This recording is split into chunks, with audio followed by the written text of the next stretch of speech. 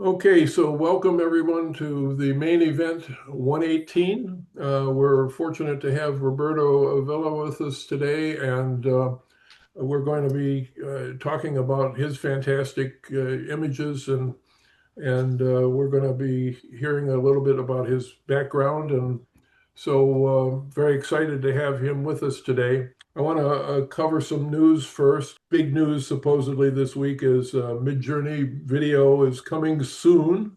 Luma is coming soon to have video to video, so you can put in a video and change the character and do make it follow what you were doing in the other video. Korea came out with VO3 this week. There are two videos that were actually on with Chris Branch yesterday, posted on there because they're well worth watching. If you weren't on with Chris yesterday, you can watch them, or if you were, you want to see them again, do so. And of course, the other thing is that Disney has got a suit against Midjourney for copyright infringement on Disney, Pixar, and Star Wars. They stated in their suit that Midjourney made 300 million last year and expecting to make 500 million this year. Not bad change for 42 people to be. No, but it's a good advertising for them as well. Let's not forget about that, right? I mean, those people which they use it because they are fan and they're from passion. But again, we'll see how the things will go. Yeah, It's Tappan was asking me, what I thought was going to happen with this, and I said I think what's going to happen is they'll settle out of court. Of Yeah, of course, course. yeah. Big Al, Highly wasn't it possible. Universal also sued the Midjourney? What's Yeah. that? I Yeah, heard we Universal well. also sued, right? Yes. Yeah, right. Yeah, I heard pretty much all Hollywood. But guys, it's interesting how the things goes because it's not only Midjourney. ChatGPT, OpenAI is using. However, they attack those which actually they are direct threat to their business. I mean, it's obviously the things goes in that way. Will be a solution? Of course, will be a solution. Either Midjourney will pay, but what's going to happen in 5 years? Let's take a look to the trends of those companies in the last 10 years. It's going down like this, bang. So obviously AI, it's a big threat. So I do think actually overall, this is good what's happening because that is going to settle the path moving forward for the next 5-10 years. With AI, every year is like 100 years anyway. So until all this is going to drag, the answer, I know the answer to it will be a solution. They will pay something. I think Midjourney is just going to offer Hollywood free subscription. That's all. Yeah. Well, I made lifetime subscription. I made a joke, something similar. I said, I don't know, maybe Midjourney is going to buy Disney and Universal in the next 3-4 years. Therefore, is no infringement anymore since they will own it. But again, I think back to the early days of us working in Midjourney, even going back to version 2, and at that time there were so many people that were doing combination of ninjas and stormtroopers. I got so sick of seeing ninjas and stormtroopers. Even the best, Big Al, the best VO3 advertising for the movies, it's actually one with Star Wars, which is Google against Universal. Yeah, exactly. But they pick Midjourney because it's the direct threat. That's obvious to me. So yeah. Well, I'm looking forward here to Roberto, and I want to turn things over to you. You can give us your background and share your screen at any time you want to, and looking forward to this. So good. Well, again, thank you, Al, for inviting me. I know you've been very persistent in trying to get me over here, and I apologize that we haven't connected before, but here we are. And I guess what? I was putting the presentation together, and I looked at the date. It's actually Friday the 13th today. So hopefully everything will turn out okay. Nobody will get hurt. So it should be good. I'll start by sharing my screen because I'll go through. What's so funny, for whatever reason, for the longest time, I thought Big Al's background was real. Oh, you're so naive, Eric.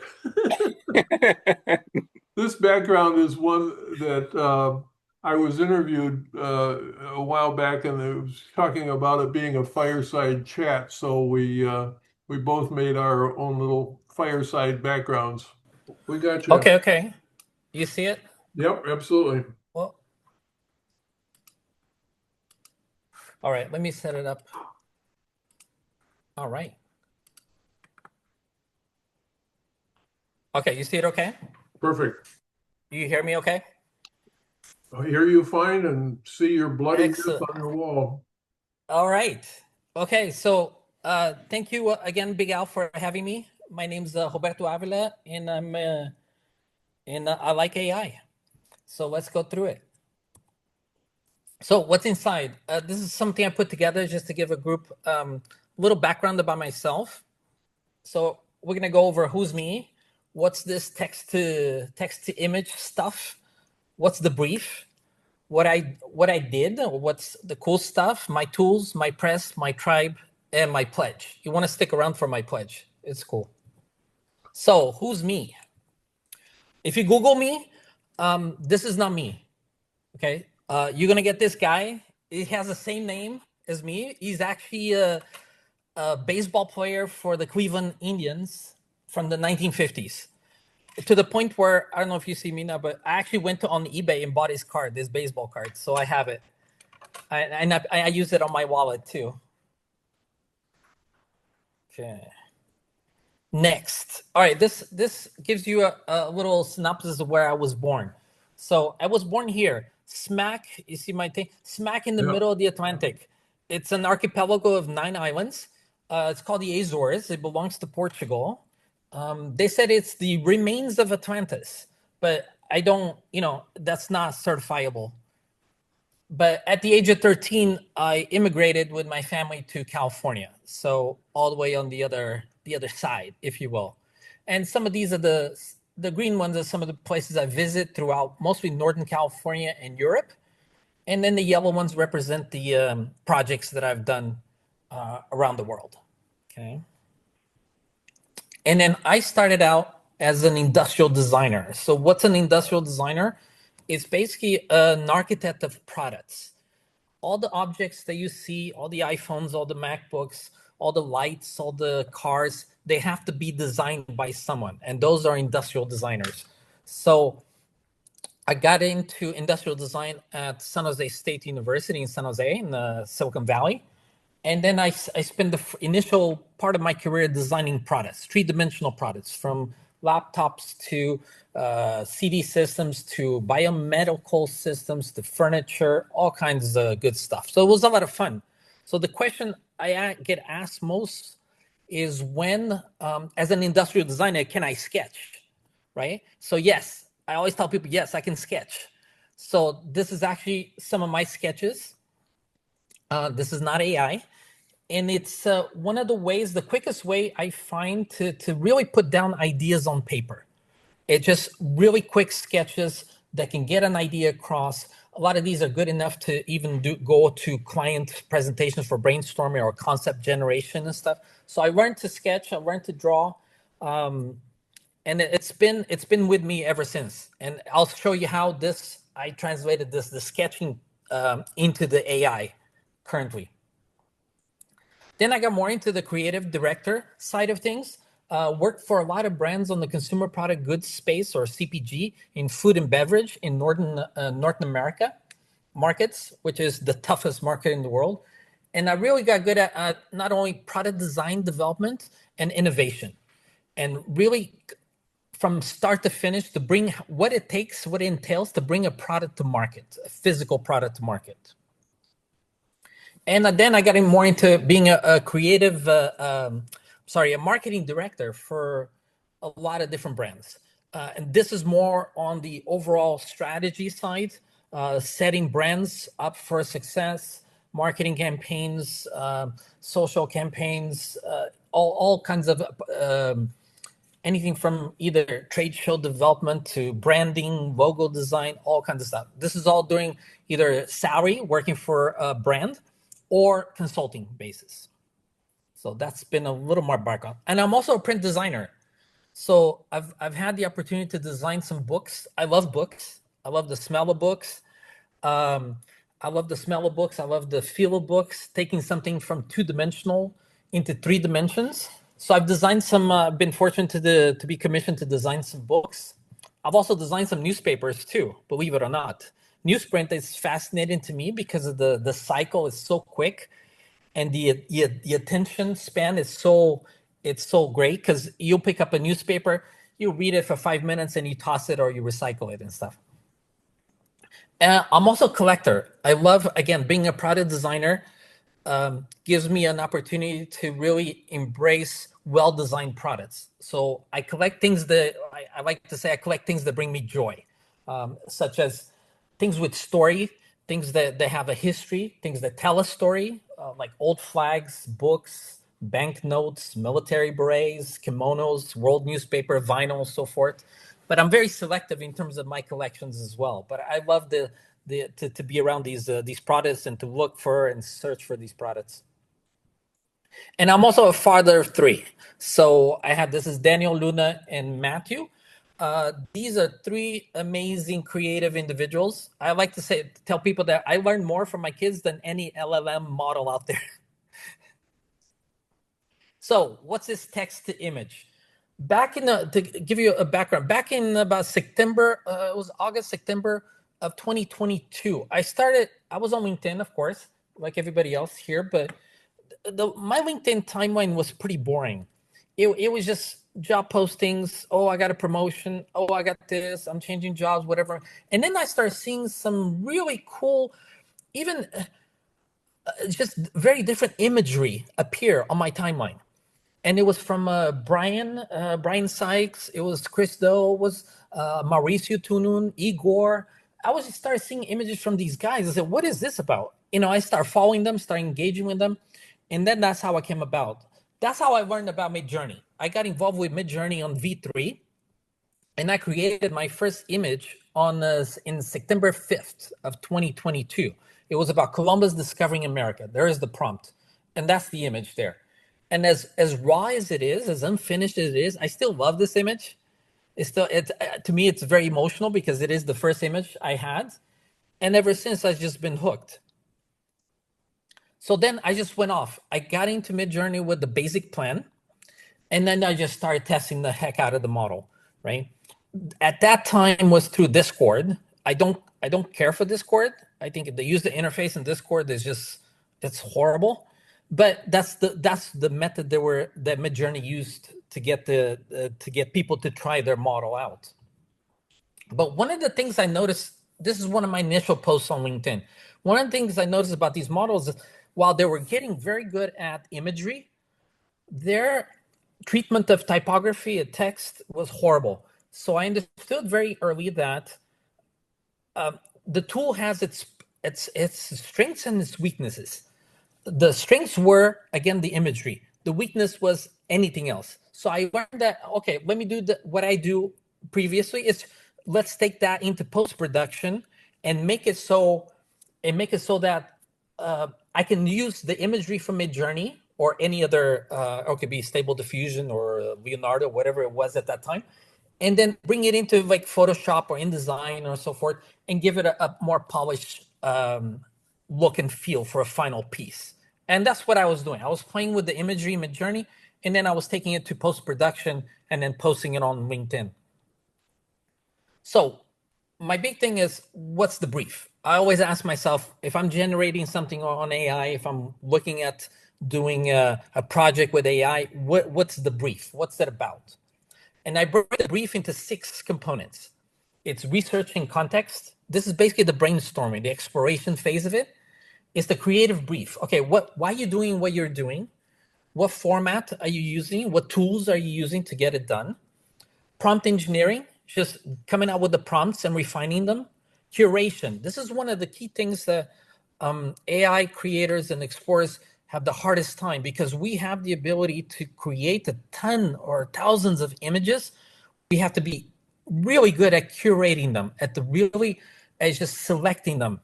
And one of the criteria I use is, does it fit the creative brief? for this particular project. You can come out with amazing images, but does it fit the creative brief for this? It's almost like I use my product development mindset, if you will, and apply it to AI projects. And that's how I go about it with that when I do it. And then knowing the limitations of the AI models, I go into post-processing, post-production, right? This is where you refine it, you upscale it, you embellish it, and so forth. And then you publish it and you engage with it. Now, let me tell you how my process in terms of how I go about my AI projects. First, I capture the ideas.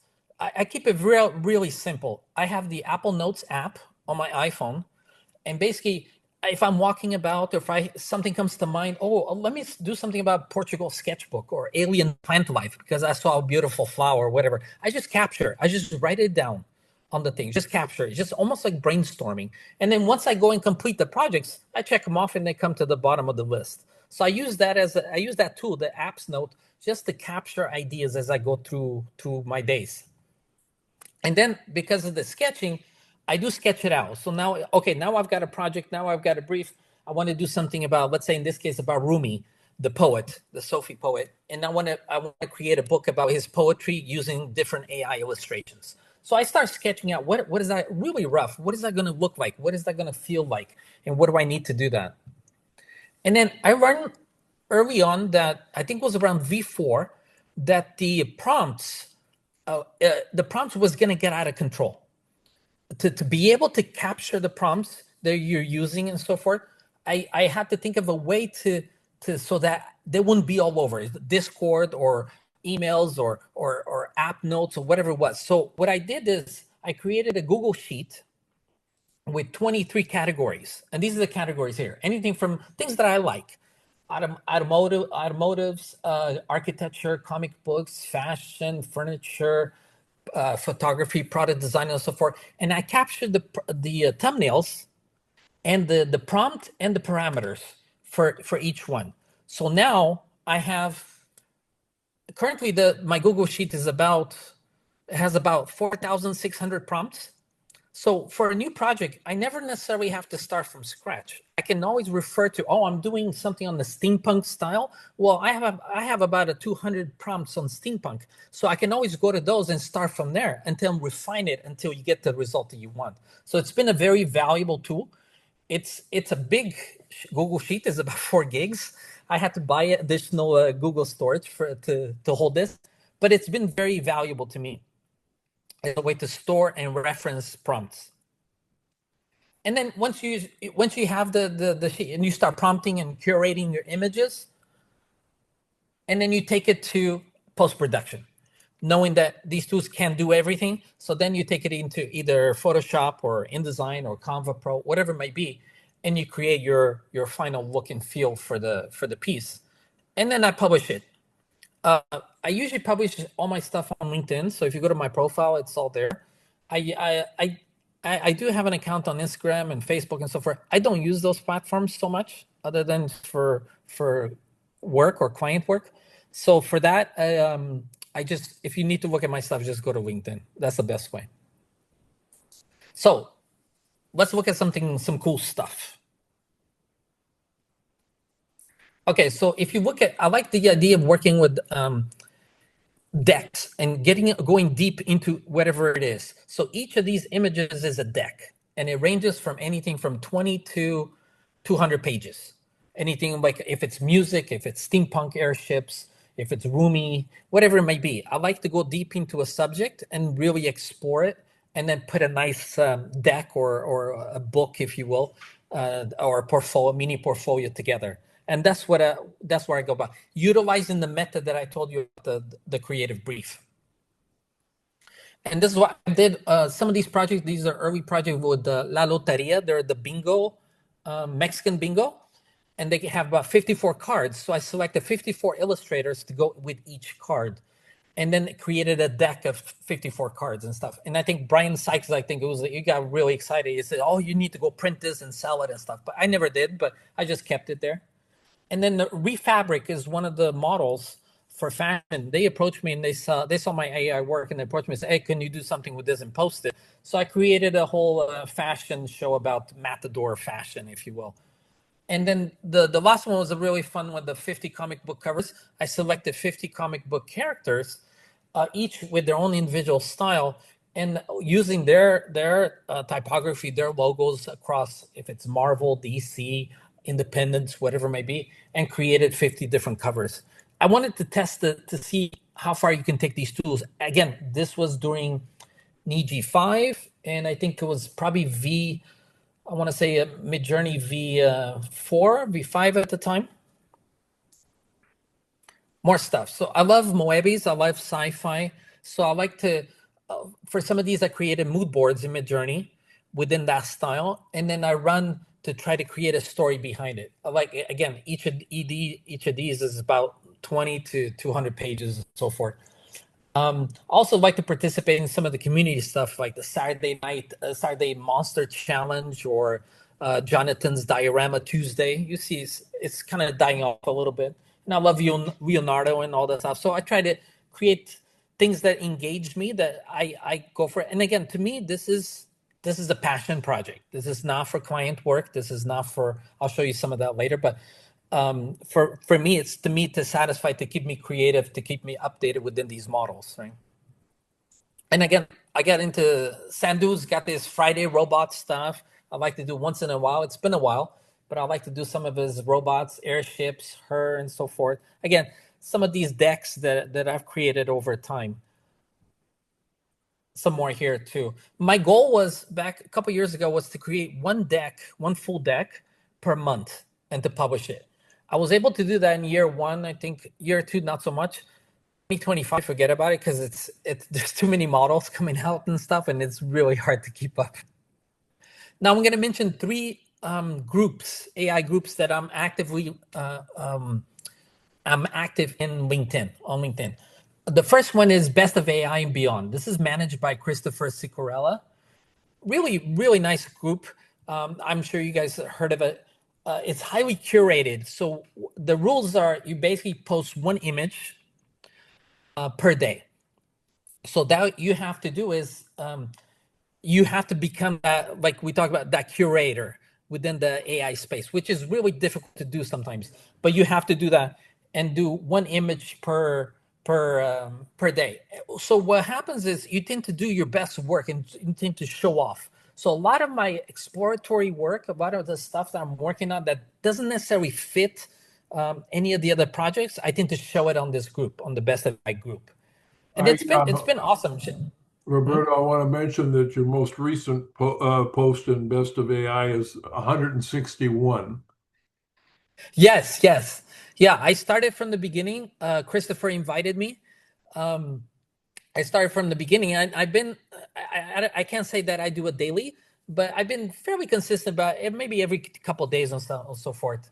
And it's been amazing. And it keeps you sharp because you have a creative mindset to a curator mindset, almost like in a museum. You have all these pieces to choose from. Which one are you going to select to show off today, right? And know that each one, it's one per day, right? And then there's another group, AI Tag Group by Chad. And this one's really interesting. The whole concept is you come out with a team and sometimes a prompt, and I think Chad is the one that started it.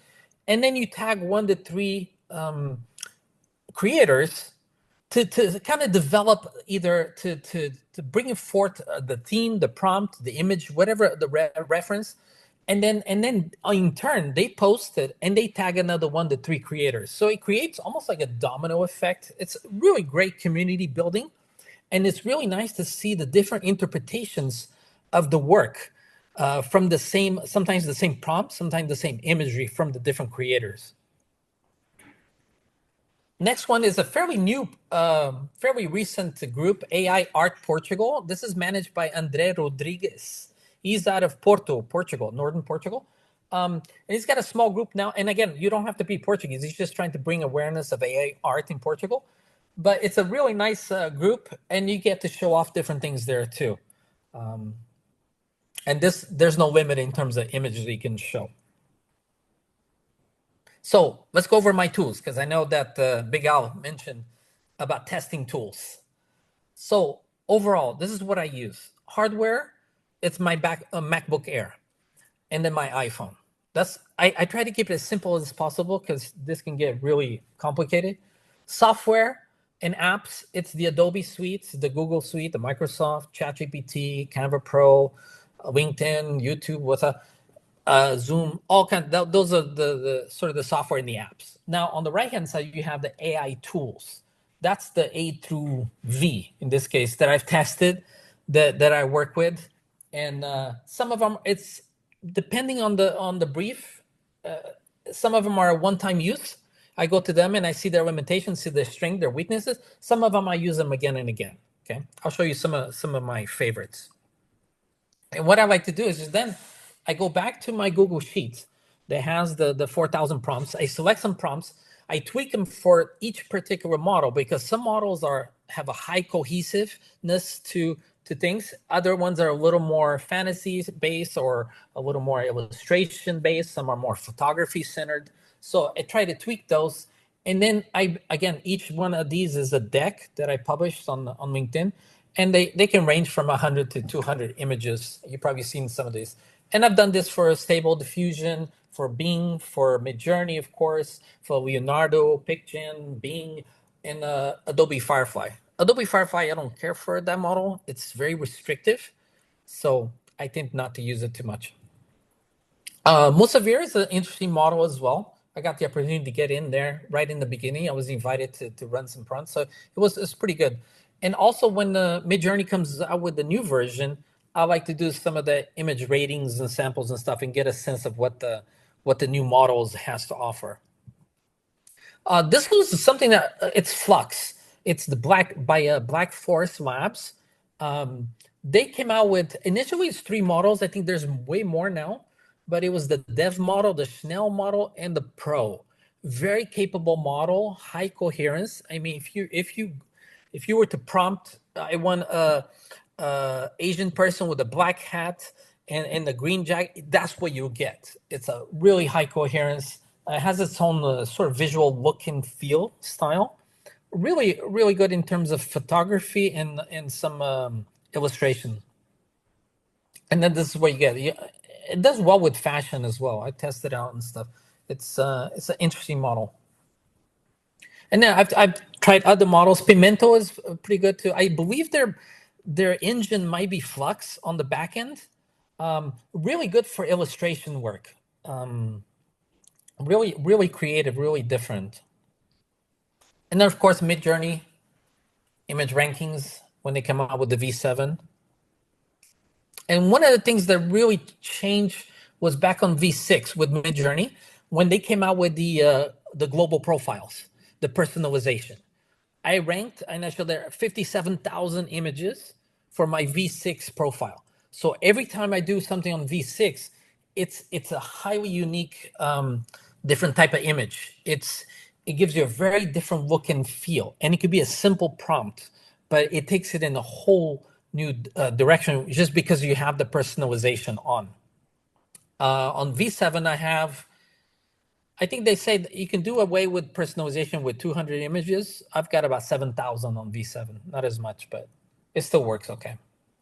And then the other one that I was impressed with, it was Sora on the image side, right? Their image generator. One of the things that works really well is if you give it an image reference.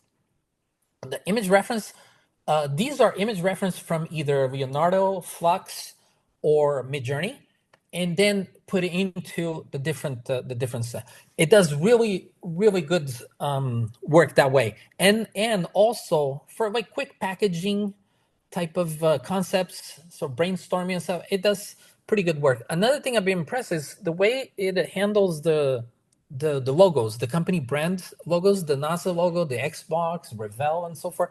It's pretty spot on. Now, I know we talked about video. I want to set the record. Say I'm not a video person, so video is not my thing. I'll leave that to other professionals, because to me I've tried a sort of video. I tried Runway. I tried Kling. Some of the other ones. It's a lot of work for 5 seconds, maybe worth of motion. I think to me the models are not quite there yet, and I like I'm more in the 2D space, but it's nice to once in a while take it to the video and try it out. So press. So I got invited to collaborate with, this is Brian Sykes back on AI Explore Collaborations 2 book. You're in there as well, Big Al. You remember? Yes, that's 2023. And Sandhu's book, Azimuth Book 2, just came out now. That was with about 11 collaborators there. And now it's available on Amazon. So go grab a copy. It's fresh off the press. And then I got to actually use some of my AI artwork into some newspapers too. So that's always fun to see it in newsprint. This is Synthetica 2. They're out of Brazil. They did a feature on me last year as well. So that was very nice. And then this is The Beast. You've seen that publication. This is Chris Fitani. Highly curated publication. He features one artist per publication, and you submit 20 images on any particular theme or any particular style, and then he publishes. Yeah, you go check him out if you don't follow him already, Chris. Yeah, he's doing some good work for the community. And now this is actually client work. So I worked on this. It's a print, a magazine in a book for dog recipes. And this was a client that was very open to AI stuff. So a lot of almost all the imagery for the dog recipe book was AI. The destinations, the magazine travel destination, the dog images were AI. The actual destination images were real. So that was a fun project too. But as a caveat, if you have 10 clients, one of them will embrace AI. 6 of them, maybe 5 or 6 will be skeptical. And the rest, like 4 or 5 will just deny. It will just want to have nothing to do with AI. This is where we at right now, okay? It might change in time, but this is where we at. And then this is a project I love. I used to read the Shel Silverstein. I'm a big fan of his children's book of poetry. He's passed away, unfortunately. I used to read these for my kids. So I said, hey, why not create something like that? So I created a mood board that had his artwork style, because he illustrated as well as wrote his own books.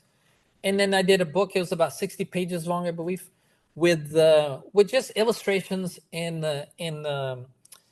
poems. So that, again, that's just a fun project. It's a passion project for myself. I didn't get it printed, but it's good.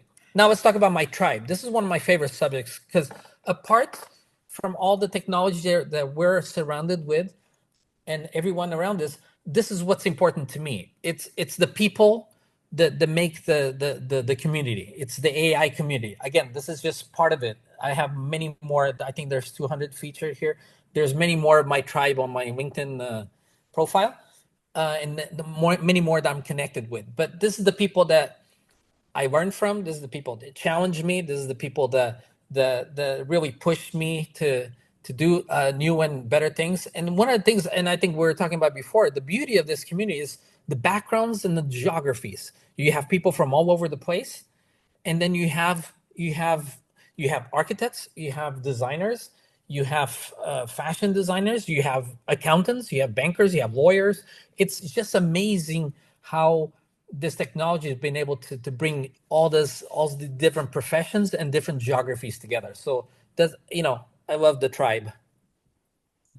Some of my personal AI tips.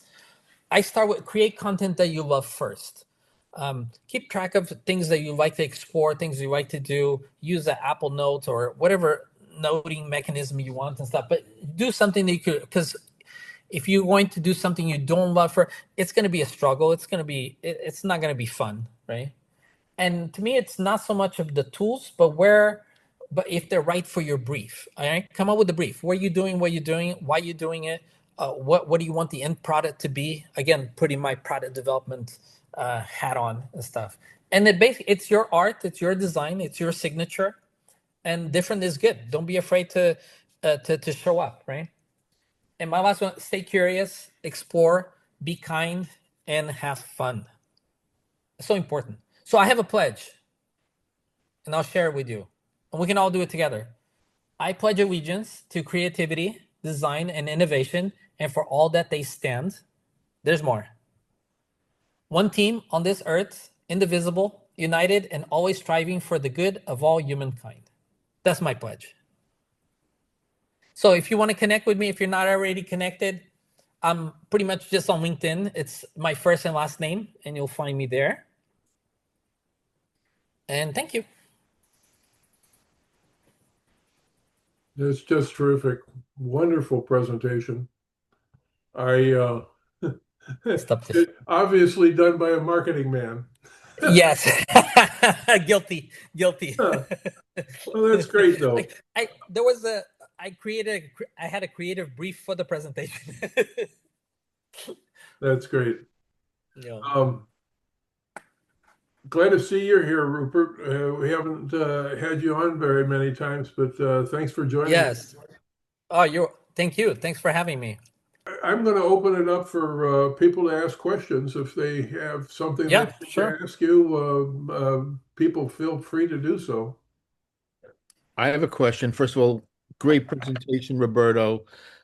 Pleasure meeting you in person here. I've seen you obviously on LinkedIn. My question is, when the hell do you have time to do all that work? Oh my God. Crazy. There's no sleep. Well, let's put it this way.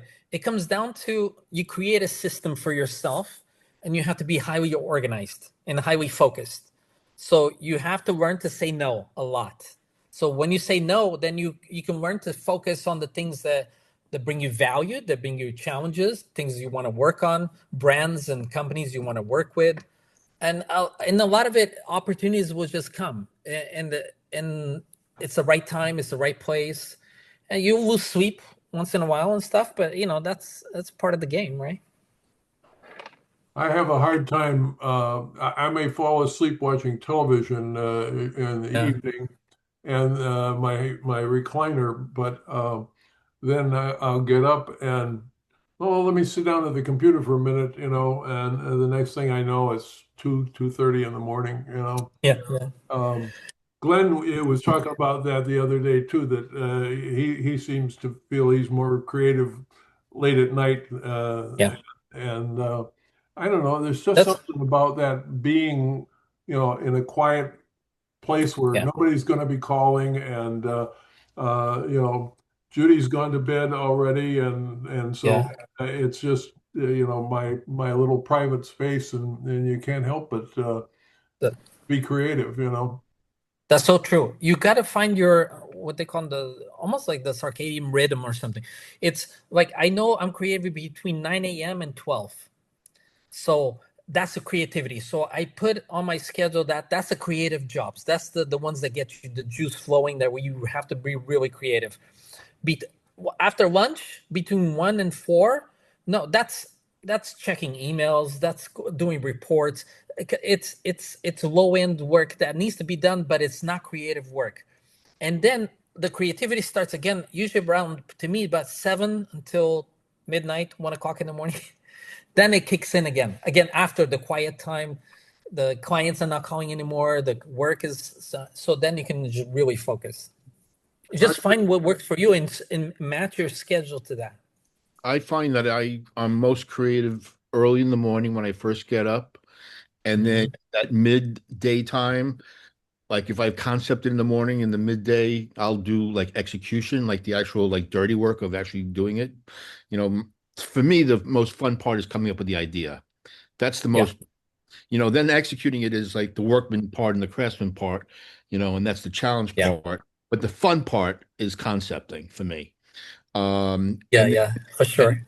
And then later on at night again, the creative juices kick in again, and I go back into that mode. But I just wanted to comment on one thing you said during the presentation about curating. I do agree with you. I find that is the most difficult part, because this is good, and then again, say it's 2:30 in the morning. What if I just rerun it one more time? And then and then you realize you said that 50 times, and it's a trap. It's a trap, Eric. Then you have to pick 3 out of who knows how created. So I totally agree with that. Yeah, for sure, Eric. Glenn? Well, it seems like you're in tune with your rhythm too, Eric. Yeah, Glenn have a question too. Go ahead, Oh, Glenn. hey, Roberto, big fan. Fantastic presentation. I don't, I don't know how other people work. I don't work nearly as organized, not even a fraction of the organization skills that you've established. And so my question is, have you ever considered putting that together, as a document it may not be book length, but I think it would help a lot of people, as I was listening to you. Like I said, I Yeah. do it organically, so I definitely could use having a little bit more structure so that when I go back and have another project that, it could be in 6 months that may have some similarities. I'm starting from scratch where you're actually halfway through it again and you're picking, styles and prompt language and all that. So it probably gets you part of the way there. That must be a great time saver. Oh, for sure. And I think what really helped me early in the career, as I got into new product development, going through the phases, the stage, almost we use stage gate and stuff. It's a process, and it's very deliberate about what you accomplish for each gate until you get to the yes or no, and you keep going. So I tend to apply that process to like an AI project. It's no different. The output might be different, but it's still a process. And how do you break that down? That works for you. I never thought about putting it together because I'm not sure. Everybody works differently, Glenn. So I'm not sure if it would be helpful. Maybe it will. I actually think it would. I don't know that they have to follow it to the letter of the law.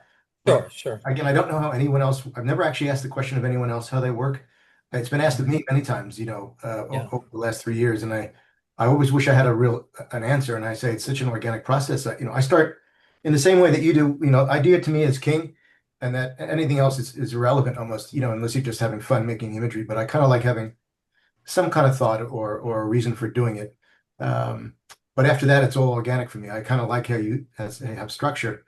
I just thought it might be helpful for other people if they're either starting out or never entertained working in that style. Right. But it's back, Glenn is back to the data management because kind of we touch on that as well. I mean, it's when you have like 10,000 images done with AI, I think it's still manageable running through, let's say, folders in Midjourney and so on. But like Roberto is saying, what you do when you have like 100,000, right? Yeah, Like exactly. how you manage that, and I like the stacking as Roberto showed. I think that's super cool. Not sure, me personally, I'm using Midjourney and I'm trying to go kind of in folders, and I realize this feature came way too late. So, I save it on my computer and I'm using my folder kind of sorting. But definitely that kind of management will help a lot of people because I realized long time ago, actually, when you go over, let's say 10,000, 20,000, you get other kind of problems. I mean, it's like everybody else. You make 1,000 images and you from that 1,000 based on the curation, maybe you put it down to 100, but that's only the first step. The second step is take those 100 in that month or in that year and make it only 10.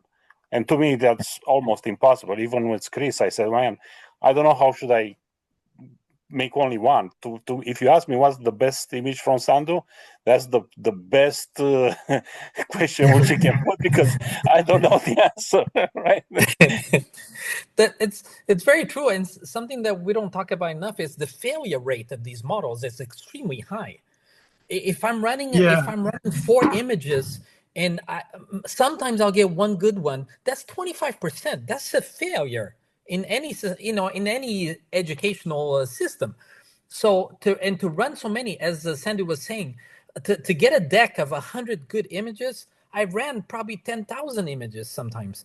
So it's wild. Another thing I like to mention is save your images. I do not trust these models to be around next year or in 2 years or 5 years from now, and you're going to lose all that work. So I've got external drives. I always, once in a while, go into Midjourney and just boom, download everything. Wow, I never thought of that. I just want to say I tend to have a routine. Like every morning, I download everything and then folderize them into basically loose folder structures of what I'd like to prompt. And then I kind of sort through them and delete all the crap or as much as I can. And then I usually wait a couple days before I'll roughly just like flag, I like this. and Right. then go back again and go over them again. And basically to curate, it's kind of smaller, smaller, smaller, but I prefer to have distance, meaning I haven't looked at it for a couple of days, because you know how excited you get about an image, like, oh my God, I love this. And then a week later, it's like, yeah, it's not so good. Yeah, right. That's awesome. Mike. Eric? Yeah.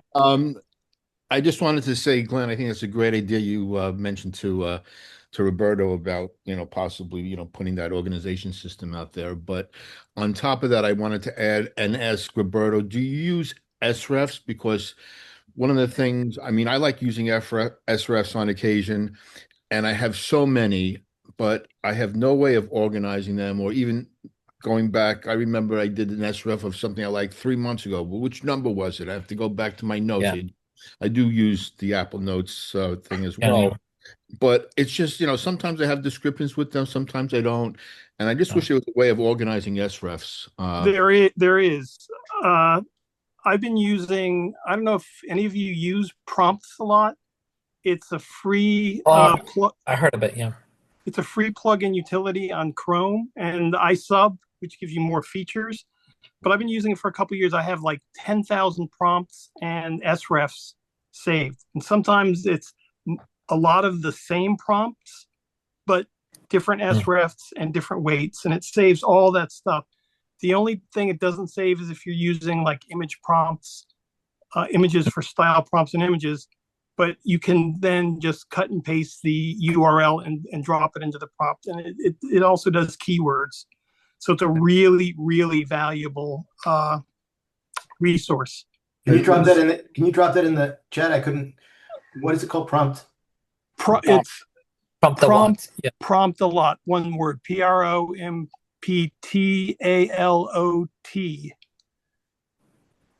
.com.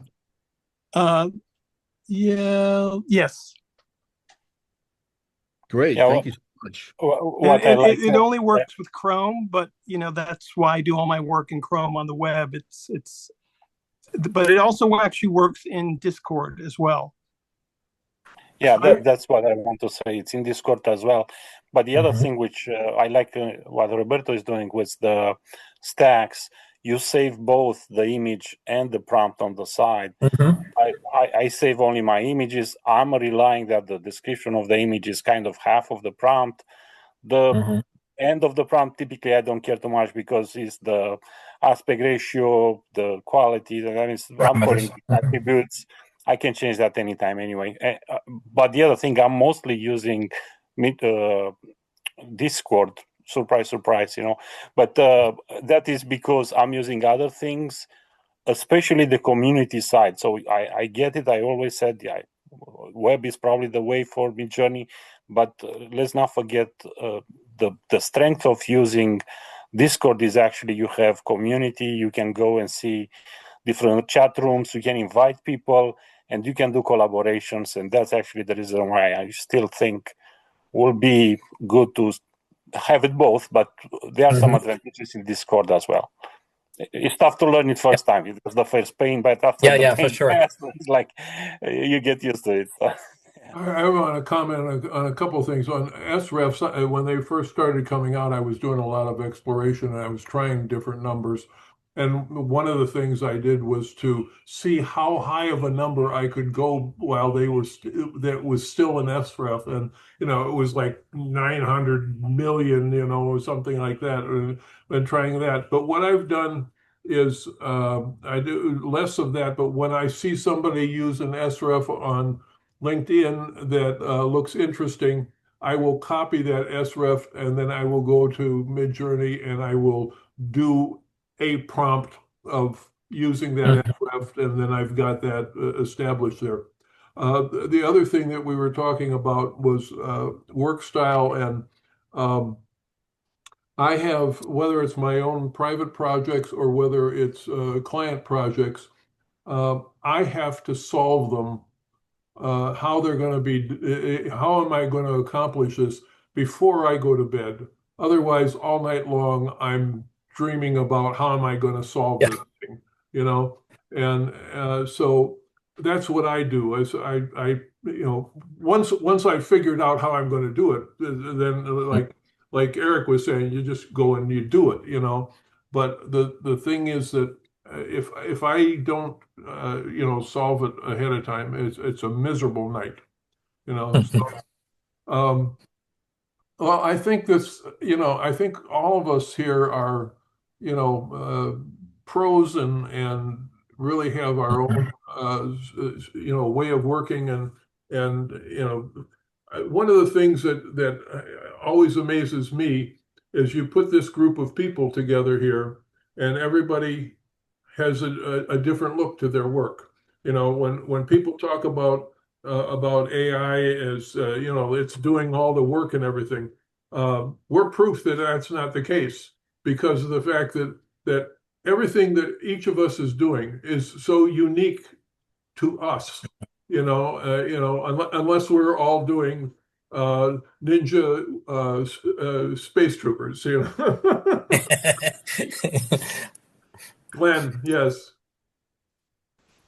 Oh, my only question, Roberto, and everyone can relate to this. When you said something earlier, which is the success rate is maybe 25% or less, and I'm sure we all find it very frustrating when we have to go, adjusting prompts and tweaking to get the image closer and closer, and it might take quite a bit of time.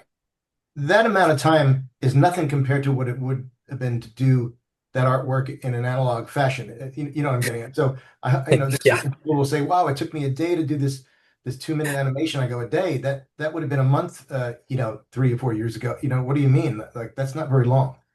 But it's all relative, right?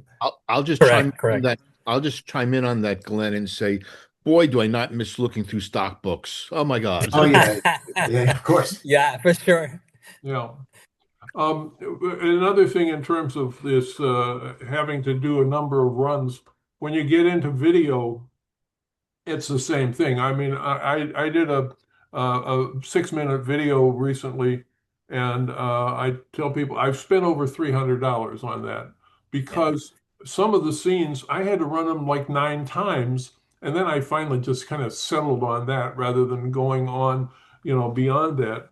But I've got a thing I'm working on now that is going to be close to 11 minutes long and it's a cartoon style video, and it's I've showed the poster for it before, but it's the legend of Lucky Briggs and the Shiloh Kid, and as told by Whiskey Jack, and so it's a your typical Western gunfight, but with the comic mind of Big Al Gruswitz.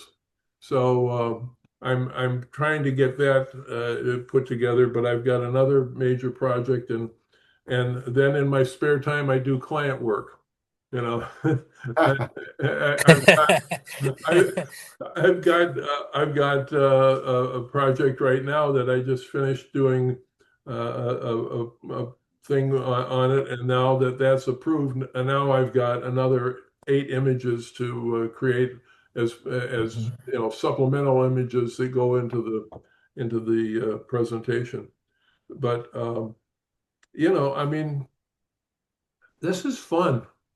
It really is. I mean, I was going to iterate that, add to that is sometimes we're so caught up and, I can't get the consistent character, or I can't do this, or I mean, sometimes there's a magic to it. There's a surprise element that we need to be open to it. Sometimes when you prompt something and you're looking for something, but it's like, it was kind of cool anyway. So let me save that and stuff. I mean, come back to it or something.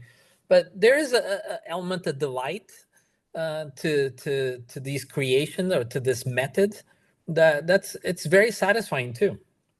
Well, that's true. And the other thing is that because we have our backgrounds in advertising and marketing, we are accustomed to doing things like going through a photographer's shot list where he's giving us, 150 shots, and we're going to go through that. We know how to pick out, this is the right expression. This one, she looks a little distant, here she's focused right on us, whatever.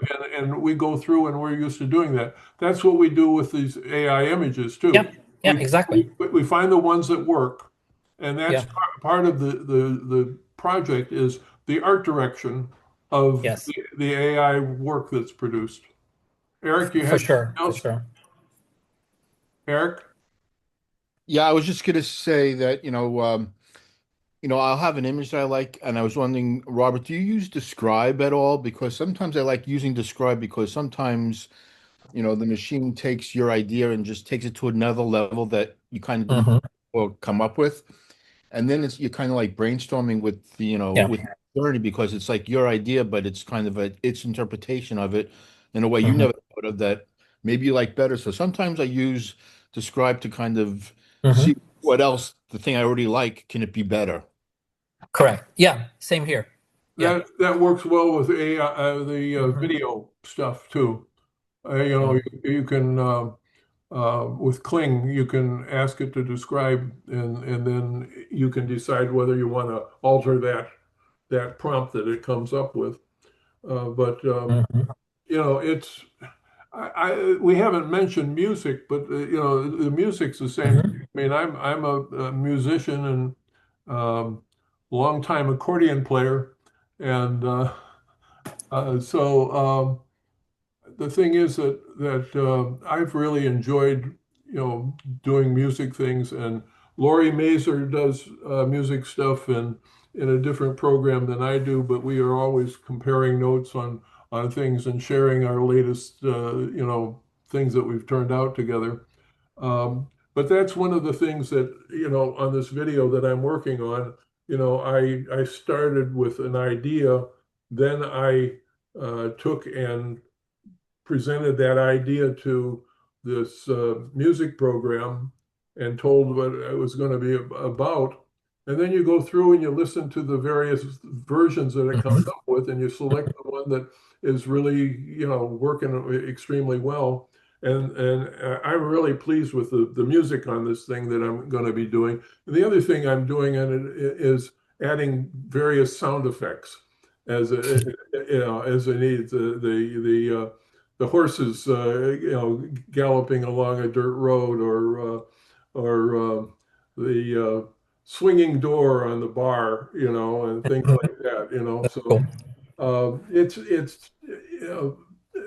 a fascinating process, and it's a matter of us being able to do so many different things that we've never really tried to Hmm. do before, because like I was always print. I never did animation Hmm. stuff and video, other than art directing commercials. But the thing is that to take and be able to do that now, and produce the music and the art style and the animation, and put it all together and end up with a finished project is, I think it's just really exciting. Hmm. Speaking of For sure. exciting, this has been wonderful, Roberto. I mean, I think all of us have truly enjoyed you being with us, and I very grateful for you doing this and finally succumbing to my persistence. Yes, yes. Thank you for your I must persistence. have tried to get you for at least 3 or 4 months. Oh, But for sure. anyway, the thing is that this is recorded, and I will be doing a little bit of editing, and then I will publish it on YouTube and make that link available both on the event page as well as I will post it in there, and I will give it to you as well, Roberto, so you can Yeah. go to it. But thank you, everybody, for being here. Sandra, you got any closing thoughts? Yeah, next week we talk. Maybe we'll do an education event. We'll post it. And Roberto, mulțumesc frumos. Roberto, Oh, knows cu Romanian as placere, cu well. placere, huh? Cu placere. All right, Thank you super all. cool. Always a pleasure. Thank you very much to all people in the chat and with us here. But it's always amazing your work, Roberto. Thank you. Thank you. Thank you, Big Al. Thank you, Sandu, and thank you everyone In that two came. weeks, we have Harriet Moser from Switzerland. Nice. So it should be fun. She's got a quirky mind. Yeah. Super I'm cool. going to stop the recording now.